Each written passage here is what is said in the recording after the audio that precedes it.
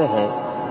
ولدينا كما قال النبي صلى الله عليه وسلم تركت فيكم ما إن تمسكتم به لن تضلوا كتاب الله وسنتي.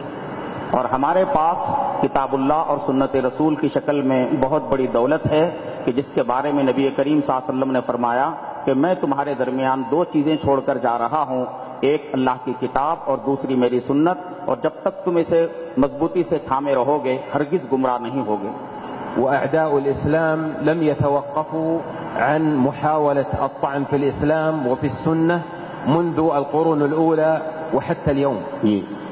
جتنے دشمنان اسلام ہیں انہوں نے قرآن مجید میں اور احادیث شریفہ میں یعنی عیب نکالنے سے وہ یعنی باز نہیں آئے، حتیٰ کہ ابتدائی اسلام کی ابتدائی صدیوں میں بھی دشمنان اسلام نے قرآن و سنت کو نشانہ بنایا.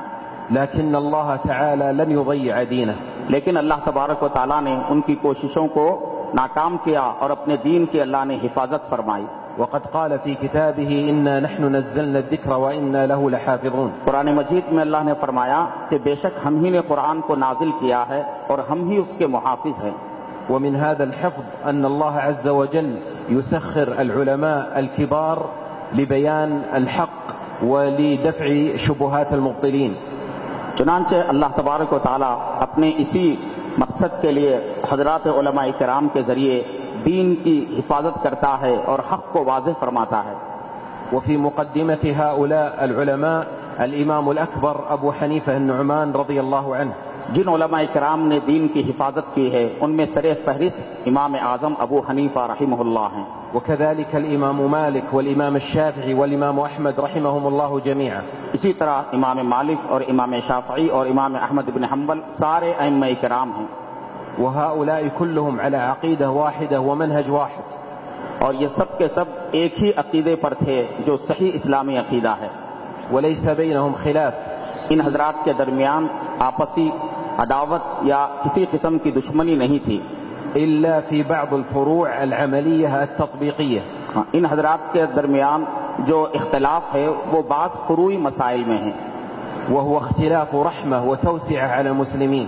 یہ ائمہ کا اختلاف امت کے لیے رحمت ہے اور امت کے لیے دین کے معاملے میں وسعت فراہم کرنا ہے. وهو تنوع في طريقة استنباط الحكم من الدليل. یہ اختلاف اس لیے ہے کہ کسی بھی شرعی دلیل سے استنباط کرنے کے طریقے میں تنوع پایا جاتا ہے جس کی وجہ سے فروعی مسائل میں اختلاف ہو جاتا ہے. والإمام أحمد بن حنبل هو تلميذ الإمام الشافعي. امام احمد بن حنبل امام شافعی کے شاگرد ہیں. والإمام الشافعي هو تلميذ الإمام مالك. اور امام شافعی امام مالک کے شاگرد ہیں. والإمام مالك كان في المدينة وأبو حنيفة كان في الكوفة فلم يتيسر بينهم اللقاء. امام مالک رحمہ اللہ مدینہ منورہ میں رہتے تھے اور اسی زمانے میں امام ابو حنیفہ کوفے میں رہا کرتے تھے. اتفاق سے دونوں کی ملاقات نہیں ہو سکی. لكن ابن الإمام أبو حنيفة لما جاء إلى المدينة المنورة أكرمه الإمام مالك وجعل له استقبالا خاصا. جب امام ابو حنیفہ کے فرزند مدینہ منورہ تشریف لائے تو امام مالک رحمہ اللہ نے ان کا بہت زیادہ اکرام فرمایا. وكل الأئمة الأربعة قالوا إذا صح الحديث فهو مذهبي. تمام ائمہ نے یہی کہا کہ اگر کوئی بات کسی صحیح حدیث سے ثابت ہے تو یہی میرا مسلک ہے. وكل هؤلاء كانوا يعتنون بالحديث عناية عظيمة ويعظمون الدليل من القرآن ومن السنة. یہ سارے کے سارے ائمہ کرام احادیث کا بہت زیادہ لحاظ فرمایا کرتے تھے اور ان سبوں نے یعنی احادیث کو اور قرآن کو ترجیح دیا ہے. وقد وضعوا قواعد لاستنباط المسائل من النصوص. ان سب حضرات نے نصوص قرآن اور نصوص حدیث سے مسائل کے استنباط کے لیے اصولوں کو متعین فرمایا. وقدموا خدمات جلیلة للإسلام والمسلمين. اور اسلام اور مسلمانوں کے لیے عظیم خدمات انہوں نے پیش فرمائی. فالواجب علينا أن نترحم عليهم جميعا وأن ندعو لهم بالمغفرة والرضوان. ہماری ذمہ داری ہے کہ ہم ان تمام ائمہ کرام کا احترام کریں اور ان کے لیے مغفرت کی دعا کریں. وكذلك كل علماء الإسلام من الفقهاء والمحدثين. اسی طرح جتنے علماء اسلام ہیں، فقہا ہیں، محدثین ہیں، یہ سب کے سب ہمارے محسن ہیں اور ان کا اکرام کرنا ہماری ذمہ داری ہے. منذ القرون الأولى وحتى اليوم. یعنی ابتدائی صدیوں سے لے کر اب تک ان کی خدمات ہمارے لیے مشعل راہ ہیں.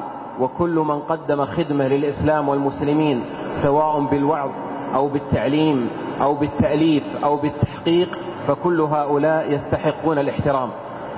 جتنے خدام اسلام ہیں کسی بھی طریقے سے جنہوں نے دین کی خدمت کی ہو، چاہے تعلیم کے راستے سے یا تبلیغ کے راستے سے یا نشر و اشاعت کے راستے سے، یہ سب کے سب دین کے خدام ہیں اور ان کا احترام کرنا ہماری ذمہ داری ہے.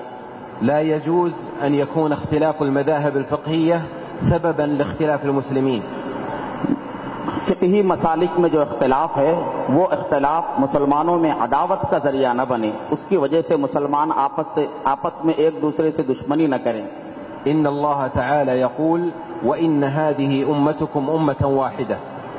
اللہ تبارک و تعالیٰ فرماتا ہے کہ بے شک یہ تمہارا طریقہ ہے جو بالکل ایک ہی طریقہ ہے. ويقول سبحانه واعتصموا بحبل الله جميعا ولا تفرقوا. اللہ تعالیٰ فرماتا ہے کہ سب مل کر اللہ کی رسی کو مضبوطی سے پکڑو اور آپس میں تفریقہ نہ کرو. إننا في هذا الوقت الذي كثر فيه الفتن والحروب واستهداف المسلمين أحوج ما نكون إلى الاجتماع والائتلاف والمرحمة. اس وقت جبکہ فتنوں کا دورہ ہے اور خانہ جنگی کی صورتحال ہے اور امت مسلمہ بہت زیادہ خانوں میں بٹ رہی ہے، ہمیں سب سے زیادہ جس بات کی ضرورت ہے وہ یہ کہ ہم اپنی صفوں میں اتحاد پیدا کریں اور اپنے شیرازے کو بکھرنے نہ دیں. والبعد عن كل أسباب التفرق والاختلاف. اور تفریقہ پیدا کرنے والے اور امت کو بانٹنے والے جتنے اسباب ہو سکتے ہیں ان سے دوری اختیار کریں. والتمسك بأسباب عزتنا وقوتنا والاجتماع على الكتاب والسنة. اور ہماری عزت اور ہماری طاقت کا جو ہے اصل سرچشمہ یہ ہے کہ ہم کتاب و سنت پر متحد ہو جائیں.